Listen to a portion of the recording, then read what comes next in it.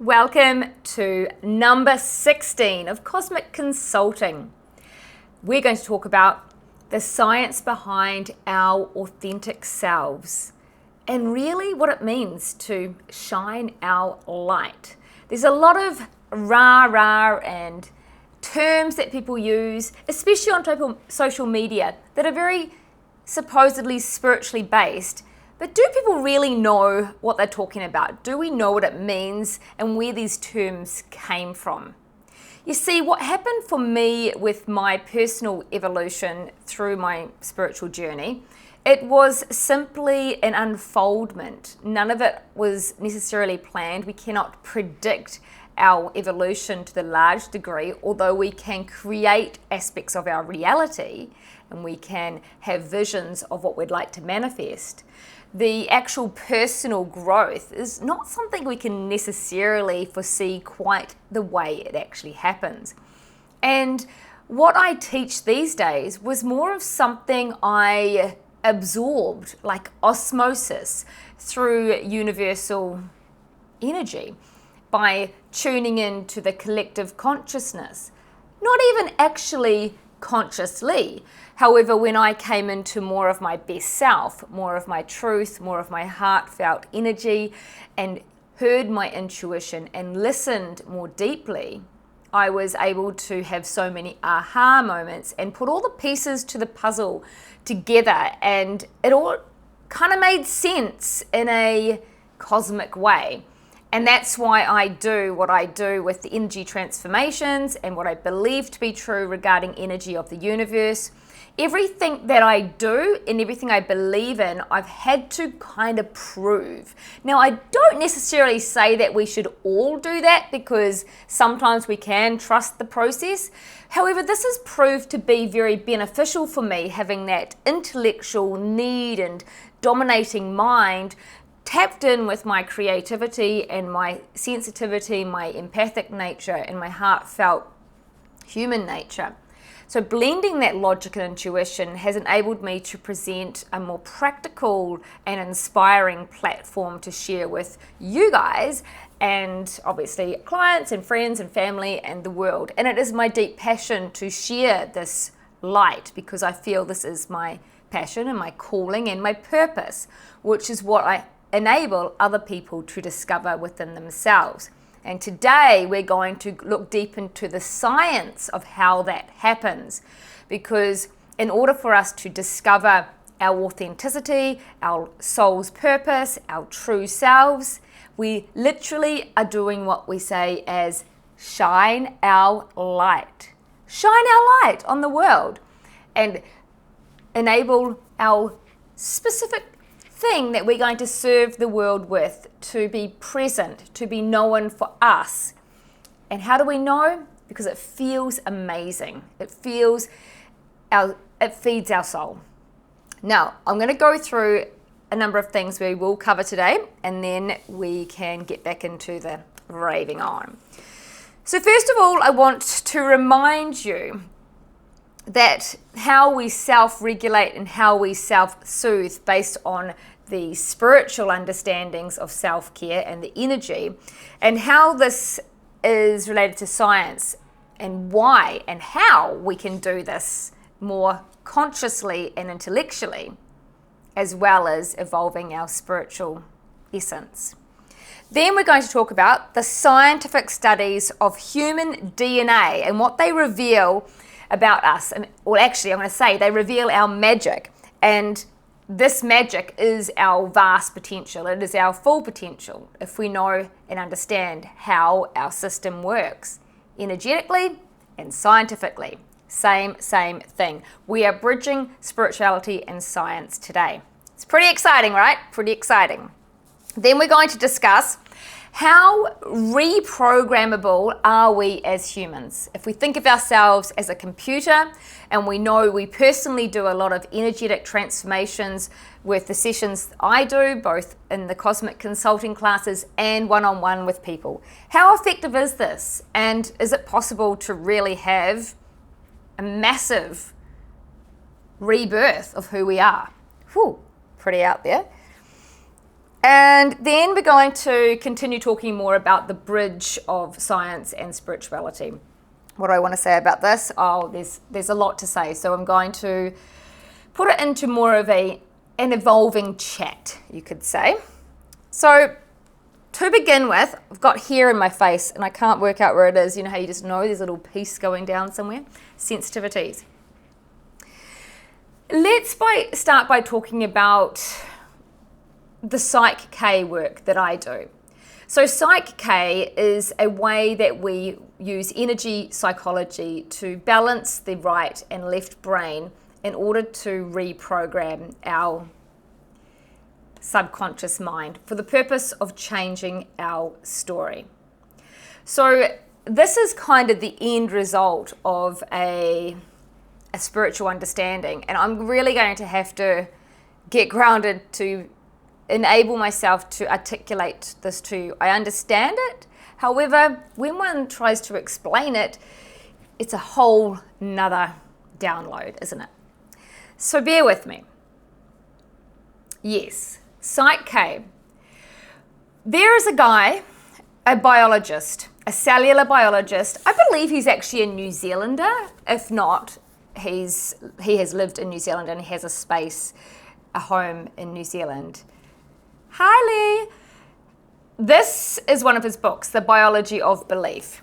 So what happened with Bruce Lipton is he was a cellular biologist in the 60s, and at some point he became very curious and aware that what he was teaching on a scientific level may have become outdated because he was having new revelations, and he was discovering that perhaps we weren't necessarily victim to our genes as we had expected over all the many years before.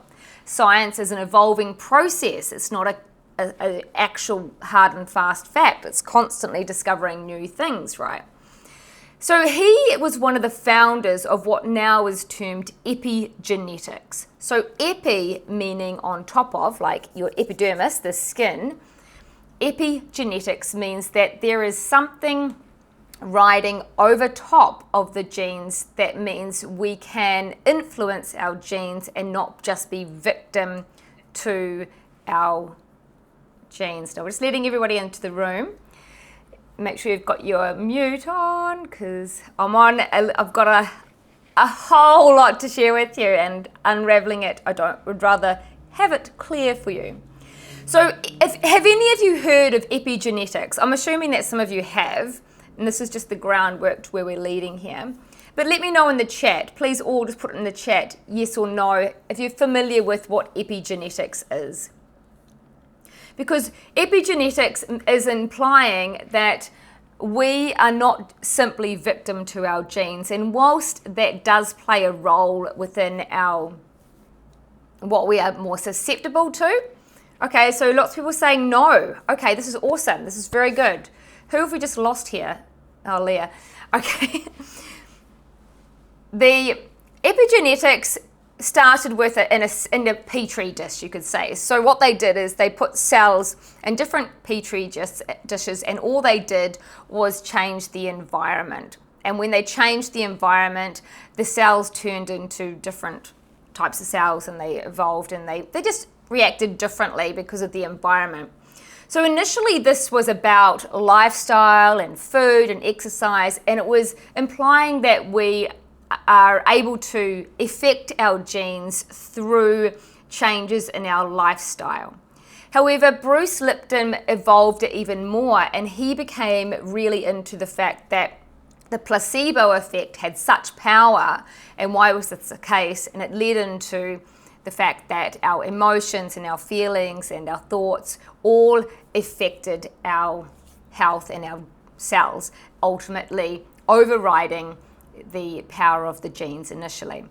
Now, so that's one of his books, The Biology of Belief. Now what happened was he was at a medical conference with a lot of other people that were pretty open-minded around I think it's the late 60s, around that sort of time, maybe early 70s. And they were having this positive thinking, rah. Everybody was pretty much on board with this new age way of thinking, which was all about positivity and how that could influence your life. So this is the real opening doors to even considering that how we think, feel, do, and choose with our intangible body, that how it can affect our life. Now, what happened was they were at this conference and they'd had these discoveries, and many people were open to this philosophy, and they had tried the repeating affirmations and they had tried all of their positive thinking, and then they weren't really getting the dramatic results that had been expected by my God, everybody is coming in and out of the room today. It's quite distracting. Anyway, they weren't getting the results. There was like a missing link to the puzzle. And apparently Bruce was up on the stage, he completed his talk, but there was still a missing link as to how you could possibly really change your beliefs other than the positive thinking and affirmations and hypnotherapy to some degree. Then this guy called Rob Williams, who is the founder of Psych K, presented his philosophy, and it was a massive aha moment for Bruce, and he ended up being a massive advocate for Psych K. He talks about it in a lot of his YouTube videos, and he even refers to it in this book. So I'm pretty proud of it. In fact, I was privileged enough to be at a live talk of a very small group.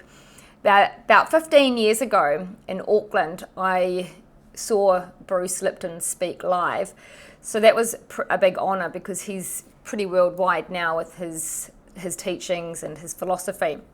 So that's where it got to. And that was a life changer for me because studying Psych K opened up some channels for me in ways that I wasn't expecting, that enabled me to clear so many old limiting beliefs, really reset my subconscious mind that I had been trying to do for 20 years prior. And not much really shifted. I was still repeating the same patterns in life. I was still struggling to really accept and like myself. I was still really not the empowered person that I consciously wanted to be, and the life that I really wanted. So I was like, this is like a whole lot of self-help stuff getting nowhere until I learned Psych K. And that opened up a whole new door for me when it came to not only being able to do self-healing, however, it just sort of opened up a channel in some ways, and that's actually when I ended up started reading tarot as well. So that shift was actually not necessarily what happened in the Psych K class, but more about clearing the blocks that were inhibiting my true light.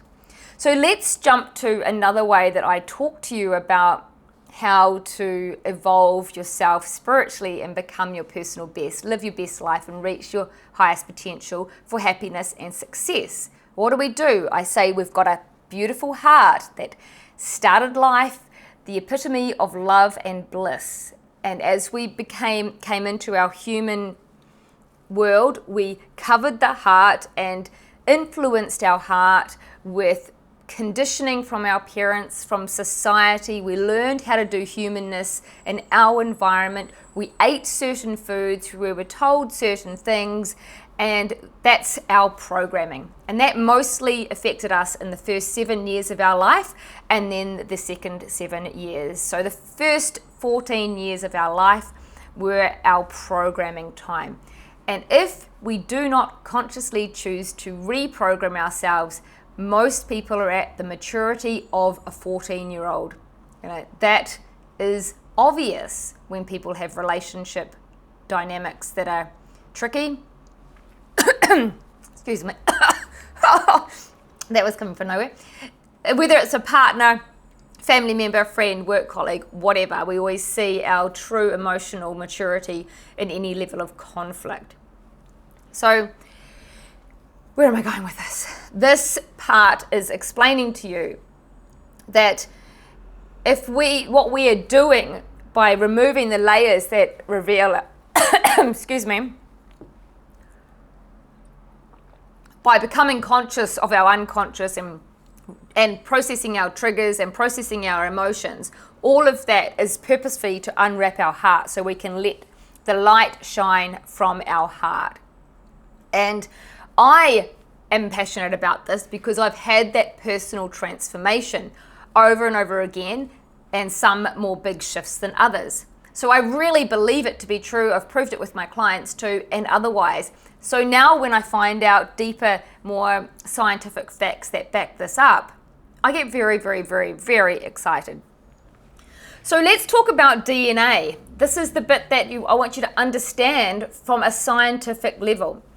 So I'll keep it pretty simple. You can imagine you get a part of your DNA. Each little segment of your DNA is encapsulated by chromatin, and it's like hugging each piece of DNA. Now, that chromatin has been tested under microscopes that when we are in a state of negativity, of fear, of low vibe emotions, it tightens around the DNA. And I like to align this as someone giving another person a hug. Perhaps the mother is overly protective of their child, and they hug they protect their child so much that the child cannot get out and cannot reveal their stardom, their shiny stuff. They can't show themselves to the world because the mother is encapsulating the child. So that can be an overprotection type concept. Of course, loving someone is lovely, but I'm just trying to use it as a metaphor to explain that we must set ourselves free if we want to expand our light. Now, when we are feeling happy and love and all the good vibes, that chromatin is actually loose. It's much looser. And so it allows our light to actually shine. So this scientific cellular evidence has actually the real McCoy. It's a real fact that this is what happens. They've proved it in a variety of different scientific labs. Now, there is another very, very interesting study. I'm just wondering, was this done at HeartMath? Yes, there is an institution called HeartMath. And what they did is they took the curly whirly, if you've seen any diagrams of DNA, it's always presented in a bit of a curl. What they did in order to test out some of these theories was they got the DNA, which they call pristine DNA.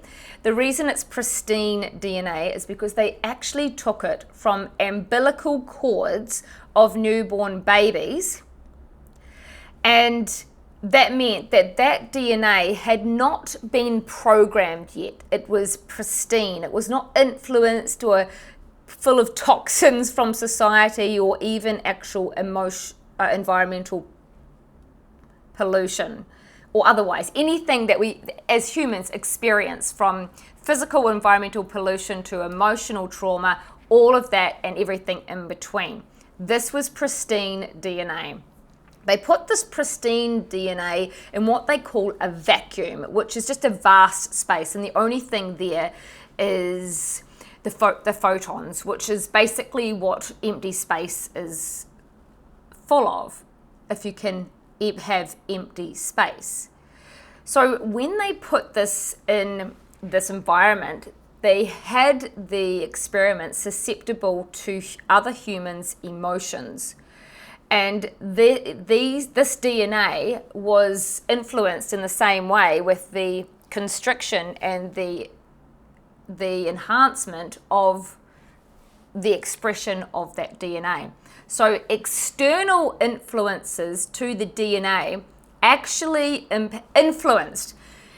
We don't say manipulated or controlled. Our external world is influential on us if we don't have conscious control of how we respond and react. And so this HeartMath experiment they did was actually a lot more involved, because they then took the DNA out of the vacuum. And what I was meant to say, actually, that in the vacuum, all of the photons actually zoomed in and collated themselves. They created structure around the DNA, which basically means that we influence our universal environment.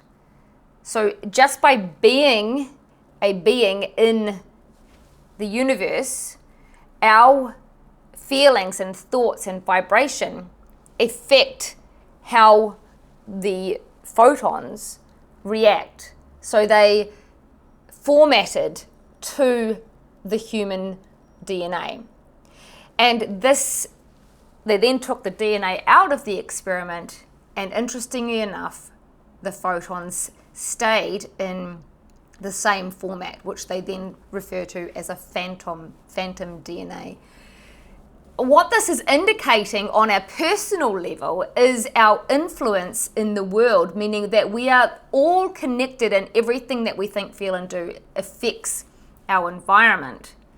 Now, this is one thing that science and spirituality haven't quite connected in yet. Whilst that science do believe in the vast field, or they'd call it a field, physicists would call it a field, we might call it the universe, we might call it source, whatever you want to refer to it as. But we are source, we are the universe, we are the field, we are that energy. And that's why we influence it, because we are it. It's like last week we talked about we are energy, we are an extension of source energy.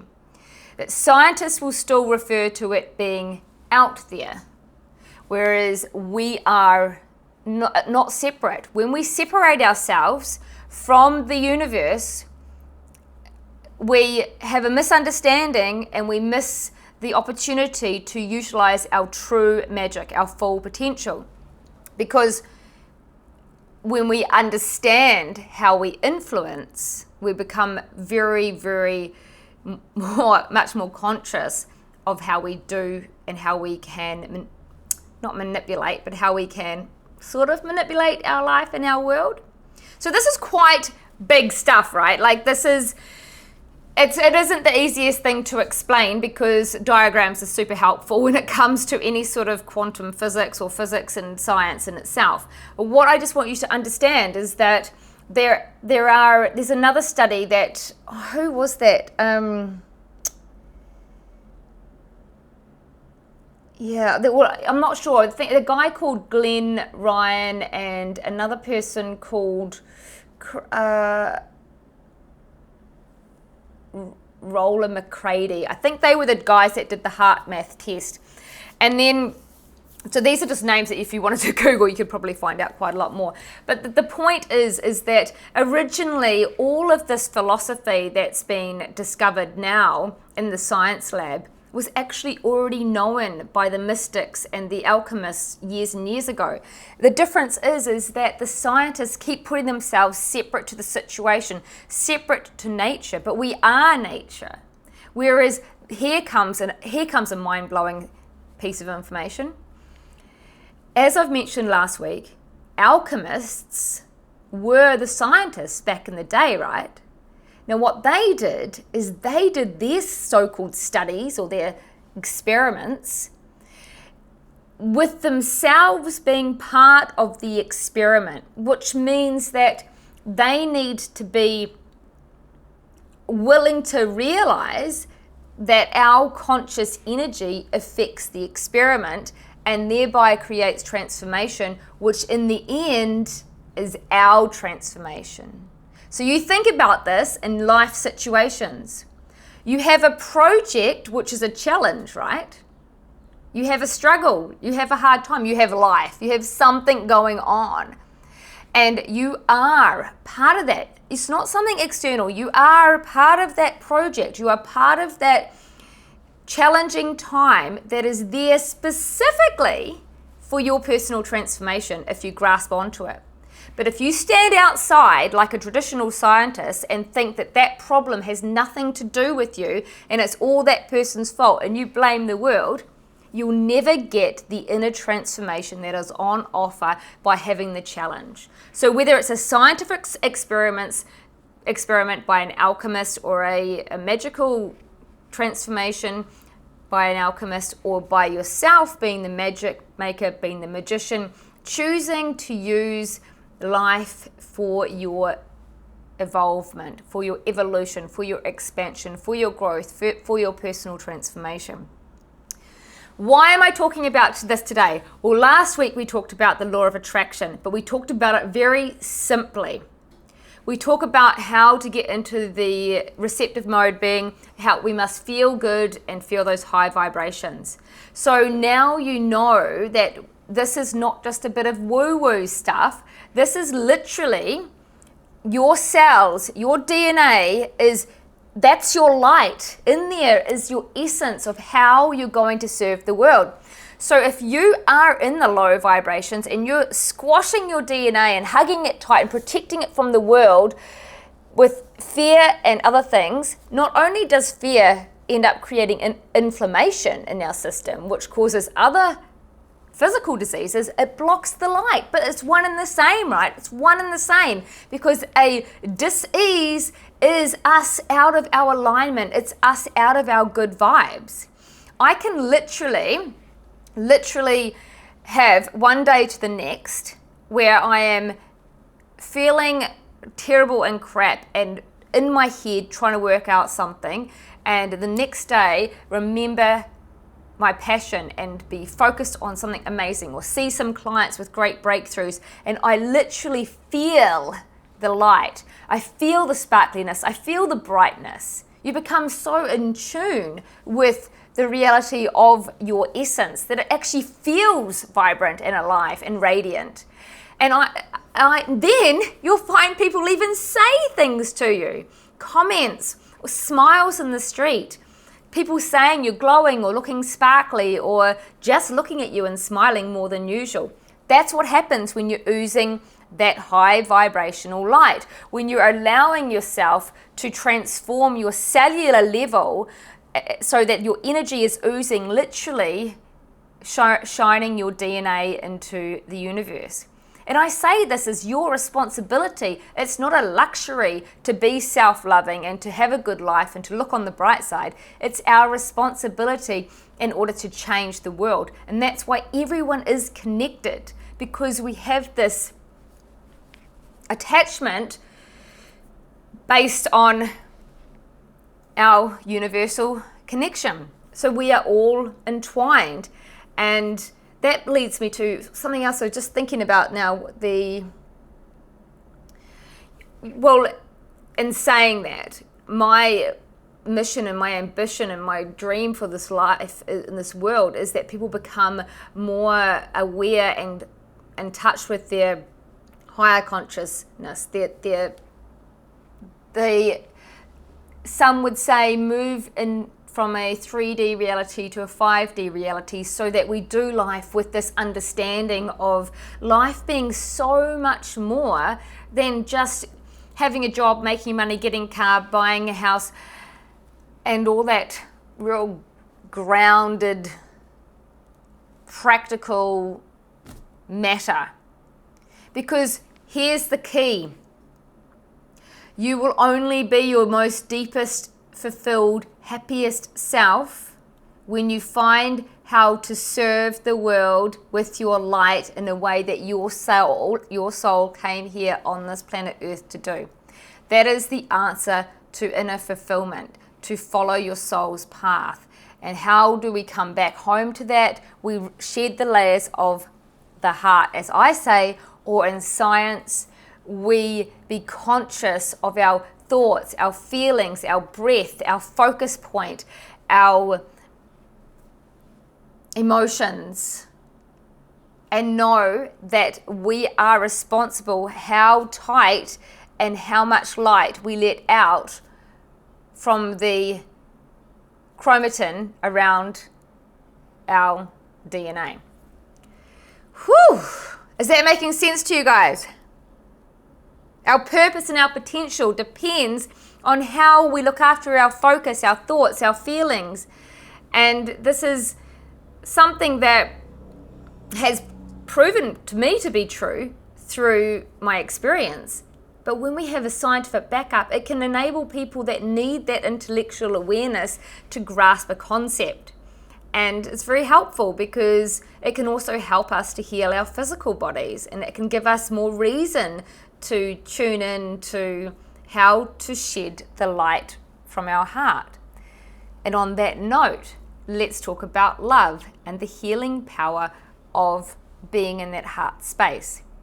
When we are in love, now this has been scientifically proven as well.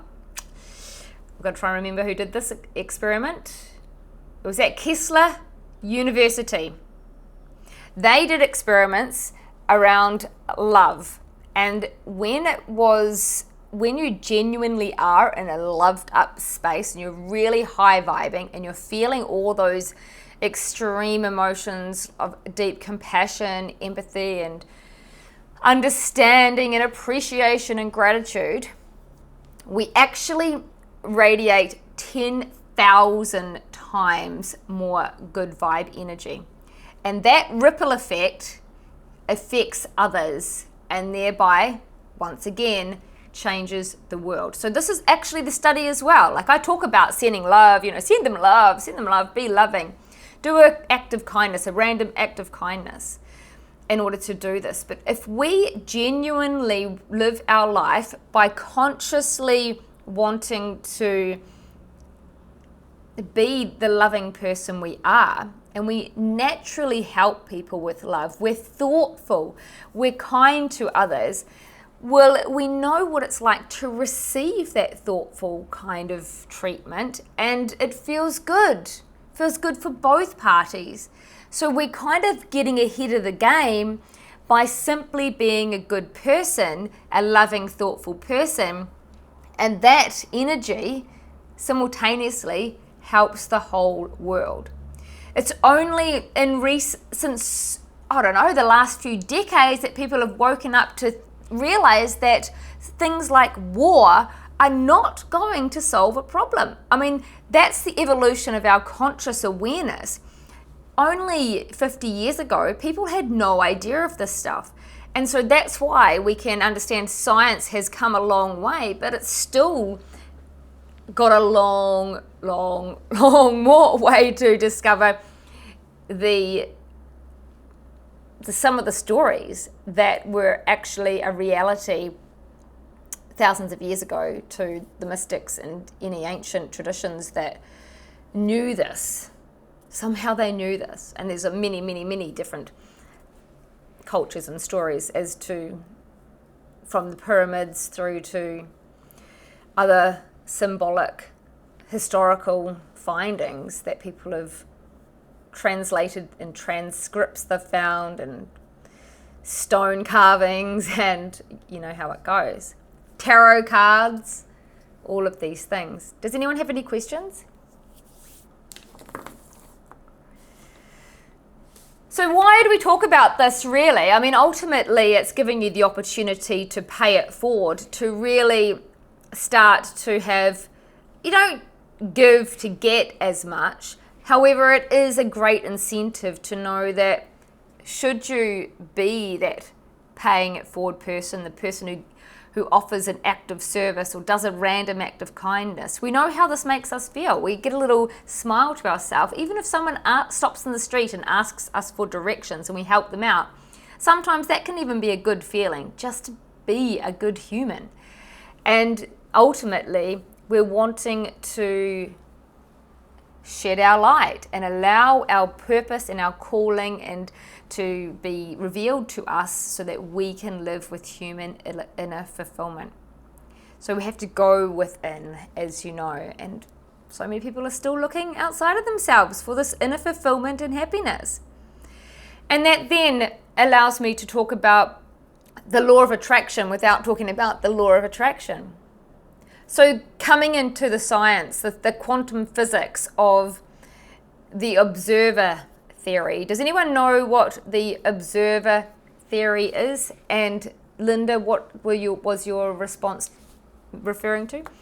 Has anybody heard of the observer theory?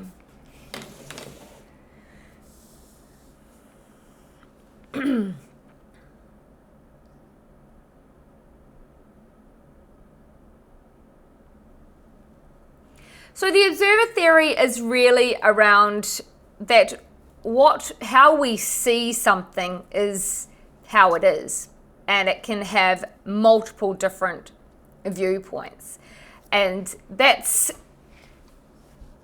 seems pretty logic on a human level, on a practical day-to-day level. However, in quantum physics, the way something is witnessed when they test all the particles and all the atoms and all the stuff they do that's complicated to explain, is whatever you are looking to experience or see or expecting to see, you will see.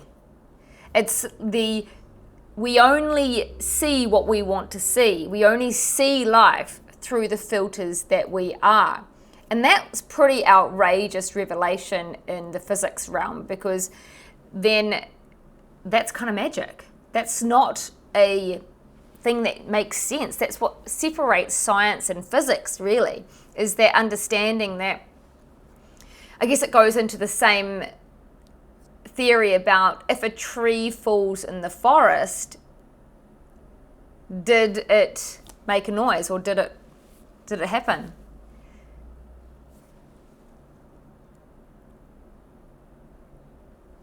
Okay, right, Linda's just expressing where she's up to with her comprehension of this. All good. Yeah, and so why this is part of helping us to understand our human experiences, because on a grander scale, rather than the teeny tiny little atoms and particles, is that's our human experience. We've got all these filters in the way of what we see life through. And those are our conditions, our limiting beliefs, our feelings of the day, our past experiences. And that's how we see things based on our expectation. So every time we're in a kerfuffle, it's always important to step aside from the expectations and come from a place of love. And that's why I often suggest to you to ask yourself, what would love do? Because that is saying, what would nothingness do, or everythingness do? What would complete connection and you being part of the entire universe, how would that affect the results? So often people in our society, they might even go as far to protect their family, and they just do what's right for their family and think they're separate to their neighbor or those other people over there. And that's where the problems start. All dysfunction and disharmony in life stems from us thinking that we're separate. If we all came from that beautiful feeling of love, which I realize in human life now is an extreme reality for the average person, but if we did, then we care about other people like they are ourselves. And I guess if you're religious, which I'm not, and for various reasons, I find it's not quite my angle of belief system, but there's a lot of good philosophy in simple love thy neighbor like you love yourself, basics. So the philosophy in some of the religions are bang on, and they all cross over at some point. The higher power, the God's universe, source, the field, it's all the same thing. So when we ask ourselves, why is the universe not supporting us, or why are we not getting what we want in our life?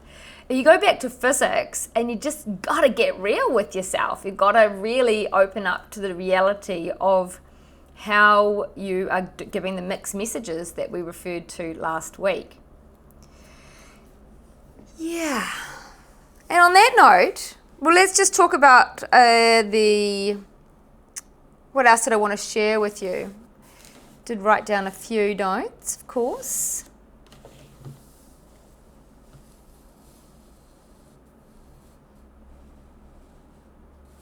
I mean, it comes back to everything that we talk about, because most of the time people are focused on the problem and not the solution, not the creation. And that in itself is one of the most powerful turning points, because it takes us out of fear and out of that crunched up, suppressed light, and opens us up to opportunities. And when we are open, we are seeing more opportunities. So the problem presents its solution, rather than trying to fix the problem with the problem, or the problem with the thinking that the problem was caused by. I would love some chat, because this was always going to be a tricky thing for me to explain without diagrams. So what we've talked about here is the fact that epigenetics was something that was founded by a few people, including Bruce Lipton. He's a cellular biologist who discovered, after teaching what he now believes was incorrect science, he discovered that we could affect our well-being of our health by changing both our physical environments and our internal environments, i.e. thinking and our beliefs and our focus point. And then we talk about the guys that tested out the heart math experiment, where they literally tested the pristine DNA to see results. And of course, it's not just one test. There's a lot of other things going on. Then these were recorded in peer, what do they call them? Peer, those where all their mates, all the other medical people read the same document. Oh my goodness, what's it called? Peer-reviewed publications. So it was published, this information you can find. And yeah, the other thing is to understand that the field of our heart is what we are working with when we do anything from a heart-centered space. So if we can imagine that our love radiates 10,000 times more good vibe energy than any other emotion, imagine if we could all get into it, the world would be a better place. But that energy not only helps everybody around you, it also is the source to you opening the doors layer by layer to reveal your greatest gift, what you're here to serve the world doing. And I always find it interesting, as I said, that I can be having quite a sort of off day, but if I see a client, because I have to tune in when I work with clients, I have to reset, and I just feel so good when I work. I can be completely exhausted and see a client and end up with all the energy that I thought I was lacking. So mindset over that, whether you physically are feeling exhausted, whether you're physically unwell, whether you're emotionally depressed or anxious, we can literally do this. It's not just woo-woo, it's science. If you're into science, the blending of science and spirituality is absolutely gold. Because in a way, our society has kind of gone backwards over the years, like it's de-evolved. What's the word that would describe when you've gone, because we're sort of in evolution, but then we've gone from knowing all this wisdom into getting it a bit stuffed up and living life with greed and disharmony and war and all of this craziness. We think we're so evolved, yet I think that nature has it worked out better. And on that note, speaking of that, it's another way to talk about how everything is blended. It's our school system that kind of stuffs it up from the beginning. I went to a terrible high school. I actually used to feel a bit ripped off, and I used to be a bit sort of resentful that I went to such a crappy high school that pretty much taught me nothing as far as I'm concerned. But in hindsight, I'm kind of quite pleased, because I wasn't really brainwashed with the way that they were teaching biology or science or geography or whatever it was back then, history. Because the way I see it now, all those things I just mentioned, biology, science, chemistry, geography, history, they're all entwined. They're all entwined. But in our world as humans, we compartmentalize everything as individual, as separate, as not connected. And you know where we get proven wrong? You know what proves us wrong? That we're the dumb ones in the universe, is that nature does not divide anything. It's all connected and working together as one. All of it. To the point now where we are very much seeing it with the global warming, because one thing is going to roll into the next. Nature never lies, says Michelle. Absolutely. I mean, nature is incredible if you look into the details, and a technology that is pretty far superior than any computer that we have built as a human. But going back to that, so we are like a computer. We have been programmed, and unless we get rid of the outdated programs and plant new programs, we are stuck with those tightly restricted pieces of DNA that are blocking our light. And that's why it's a conscious choice to see what rises emotionally, see what triggers we have, look at the patterns that we have in our life, watch our day-to-day, ask ourselves regularly, is this what I'm going to be happy? Is this how I want to live my life? Am I going to lie on my deathbed and be happy with doing this? Am I stuck in the comfort zone?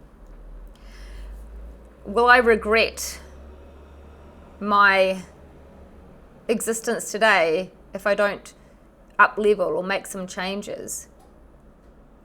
I love these questions. I ask them to myself quite often. It was a new moon last night, I believe, and whoa, the shift into today has been dramatic for myself, I must admit. And a great shift, a magnificent launch of fresh energy.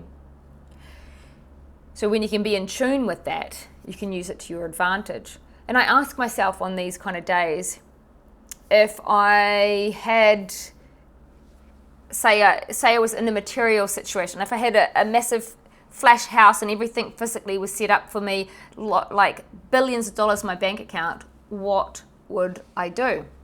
Do you know what? I would still, I believe in my heart, I would still want to do my cosmic consulting. I would still want to read tarot. There are certain things that I just love to do innately, and they always light me up. No matter what material stuff comes into my life, how would it change my life? I ask myself, if I had that kind of existence where money was no object, or I lived in the house of my dreams, or had a relationship that was a dream come true. What changes? What am I going to regret when I lie on my deathbed?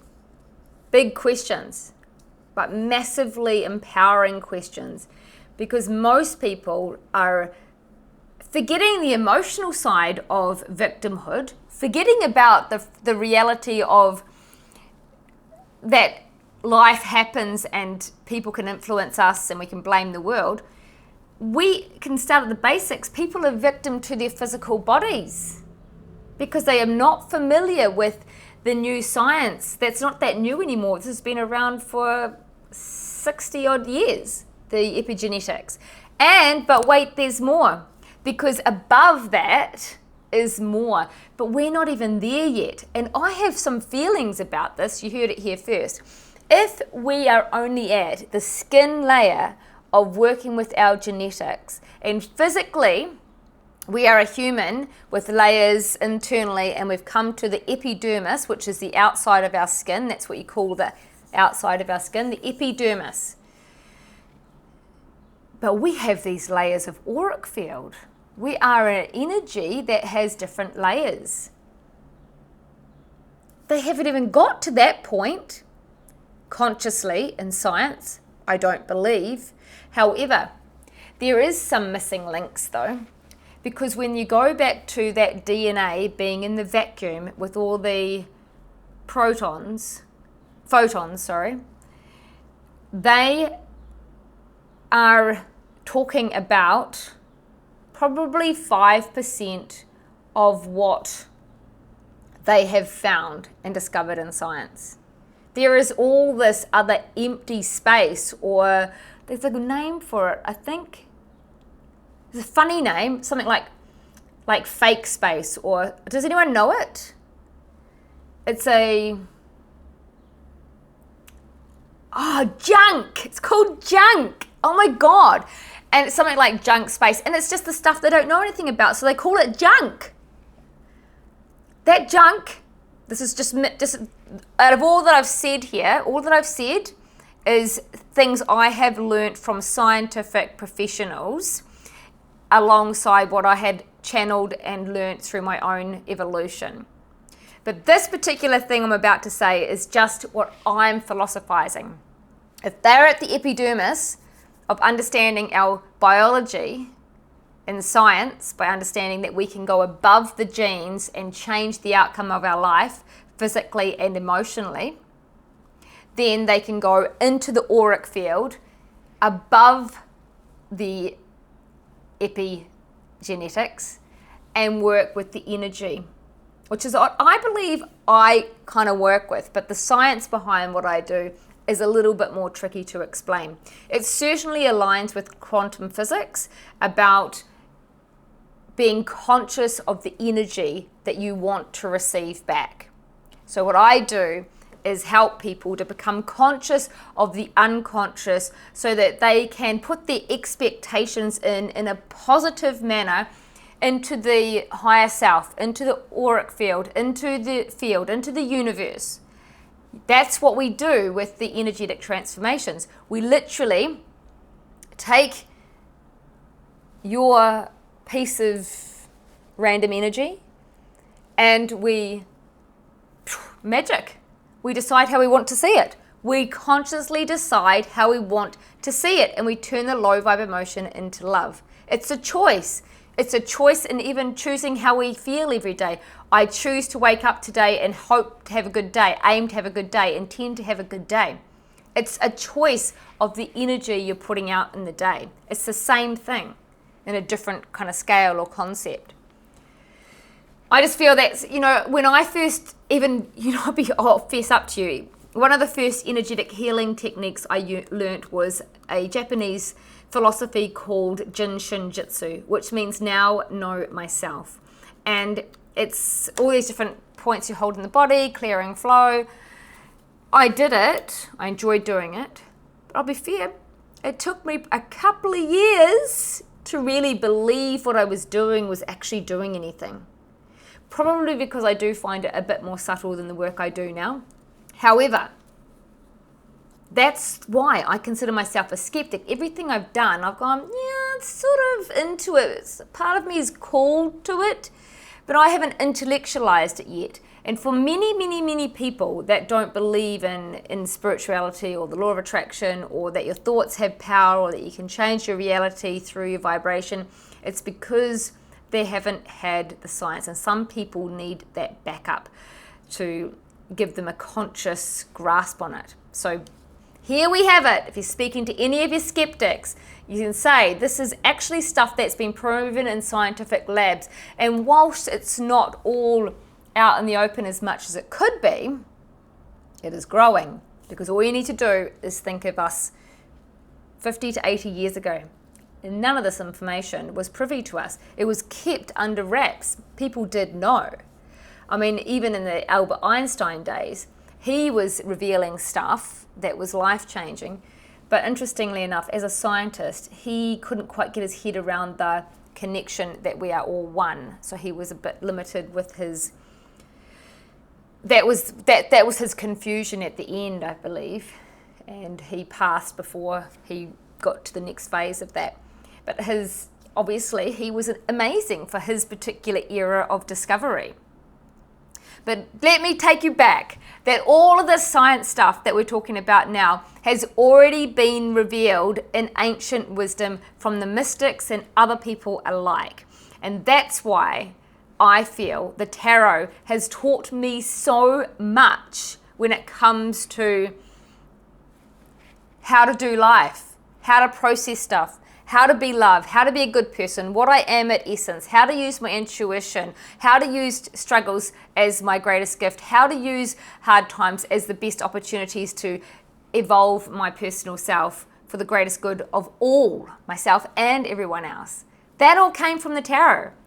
A few other things, but ultimately the wisdom is in all of those archetypal aspects of life.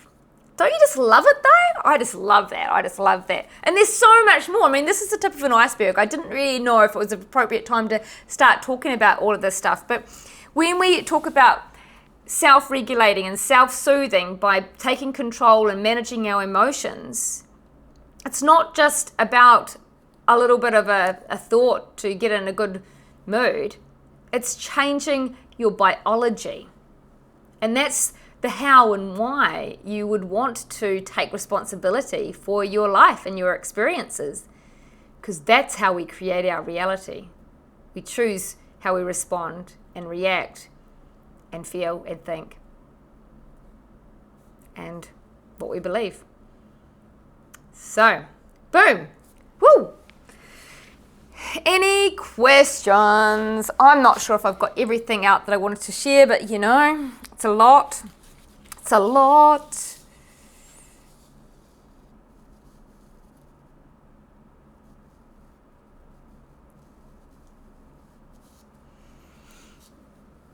Well, I really hope that this has been a different and perhaps beneficial session.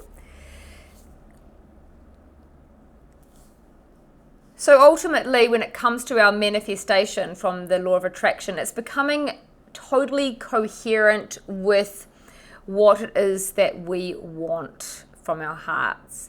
Like when we fully are in the same energy, we will attract it back if we really believe it and ooze it out. And I talk about this, it's not just about thinking about what you want and putting some supposed focus in without any feeling. It doesn't do the work. But when we know that your expression, which is what they refer to, and if the DNA can express itself, then it can be more happy and healthy.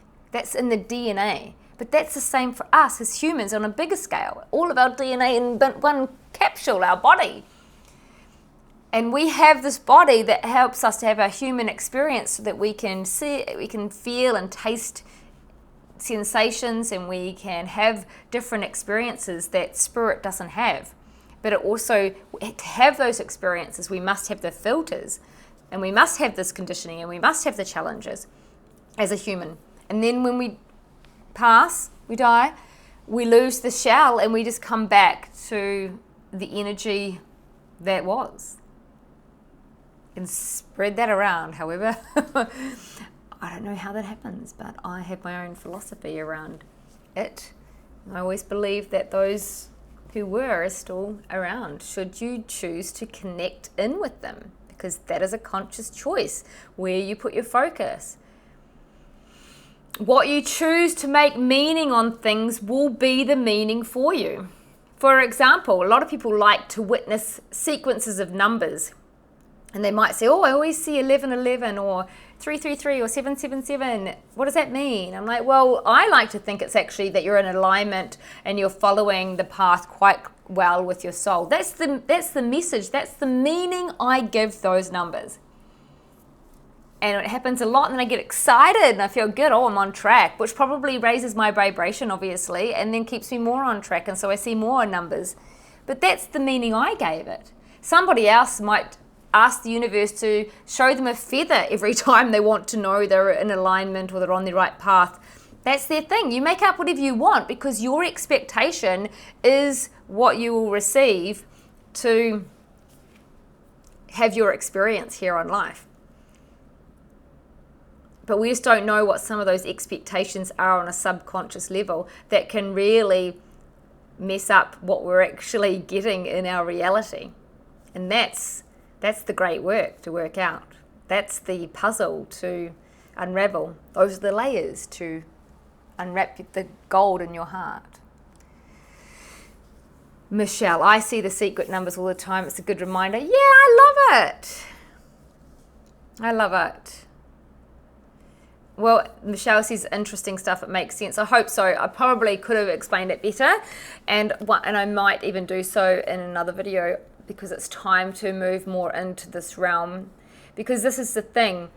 I'm working with people with heart-centered businesses, people that are wanting to shine their light. They genuinely want to love what they do. They genuinely want to find that little niche purpose that they're here to do. And it is a gold mine out there for all of us to fall into, because that's our greatest fulfillment. That's our greatest abundance. You know, abundance is not all about money. Abundance comes in simple ease and grace of life. And yeah, when I'm working with people, businesses and personal life, this is how we need to move forward into the future. And here's, on that note, the younger generation coming through. Here's a 40-something-year-old woman talking about the younger generation, but let's talk about the entitled aspect that we see blasted out there. Because there is some confusion around true abundance versus entitlement. So we're coming to the end of this video, but this is quite a crucial point. True abundance is something we earn by doing the great work, by working with ourselves to evolve our beautiful soul, to expand the universe, to create the universe. The universe is not complete. We are creating it constantly. It is always changing. True abundance is always evolving. Nothing stays still. Fake abundance, meaning stuff, that people think, I'm going to get the car, get the house, get the picket fence, get the dog, done. That is not true abundance. That's stuck, stagnant, and not flowing. Entitlement is when people expect it without working for anything. Now, work is not the word I like to use. If you can offer me a different word, I'd love to have it, because I always say do the great work. And that's what it is, because it actually does take some effort, but it's effort with enthusiasm, because you are excited to be who you were born to be and come home to your truth so that you can love your life, be fulfilled. This is how to get there. And you might find that it's a little bit harder at first to get momentum, but when you sort of find you've completed grade 1 or year 1 or the first book of your life, then you have that reality and that fulfillment. But that enlightenment thing, it's basically a difference between empathy and sympathy. If we allow people to be in their victimhood and we're like, oh, poor you, and they want to be honored and treasured for this victimhood, we are not serving their light. To be empowered, you can be empathetic with people and give them encouragement. Say, I know it's really hard, you're doing really well, I know you're going to come out and on top and be a more amazing person when you finish this particular challenge. How can I help you be your best self? And then you are sharing your light too, rather than being victim to life. So this whole entitlement thing, honestly, true abundance has limitless light and limitless love, but not in the way that humans expect it to mean. So changing the focus and perspective. Yeah, I mean, what do you think about the whole entitlement kind of movement? I mean, I'm in two minds, because I'm like, well, I want people to know they deserve a lot, but it's getting confused with the reality of appreciation and how the universe, appreciation and love, it's the same thing, really. It's just confusing. Like, there's a lot of young people coming through that are very enlightened for their years, and then there's the entitled. So I just want this to sit with you for the next week or so. Can you see the difference, and how can we share that understanding that we are all deserving of love and happiness, but entitlement from one to another is I'm kind of missing the point. So yeah, I'm just going to leave you with that last thought, because we need the next generation to be up-leveling and expanding their consciousness, not going the other way. Michelle, I wonder if the difference is selfless as opposed to selflessness. Selfishness. Yeah, definitely self-love versus selfishness as well. That's a comparison. What was the great analogy you thought, Linda? Yeah, but anywho, but I have seen, young teenagers in my clinic, and I help them to be, a woman in particular, empowered woman. And there is a bit of a mix between a lack of self-love and empowerment can be quite tightly linked in one, because it's a misunderstanding of what it means to be empowered and what it means to receive goodness back naturally by giving out what you want to get back without that intention. By paying it forward, you're basically reversing karma. But by people being selfish and entitled, I don't want to judge them. I just find it's a misunderstanding that they possibly aren't aware of, because that can be people that are in that self-love ballpark with a bit of a glitch in the system. Yeah. Oh, yes, Linda was just enjoying the analogy about true abundance versus entitlement. Lots to think about, guys and girls. The suggestion is that you do message me with your questions, your confusions, your insights, your aha moments, the things you loved, the things you knew, whatever you want to say to me. I would like to cover this again in maybe more detail about each individual section if you're interested. If you are, which would you like to know more about? And was it interesting for you to understand the biological aspect, the physiology of our feelings, and how we too influence others, even though we can't control or manipulate?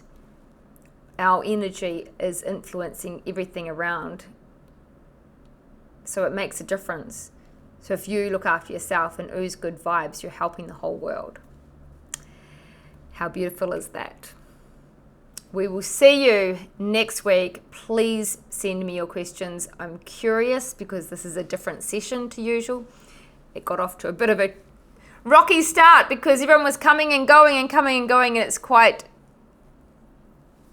discombobulating for me. It would be awesome if from now on we can turn up a couple of minutes before 4 p.m. to get ready, because I'm usually in the zone wanting to fire through as clean and clear as possible. All right, everyone, I'm sending you my love from my heart. I actually am loving you, and I think that I feel that most of you will feel that I genuinely, absolutely love having you here and appreciate you.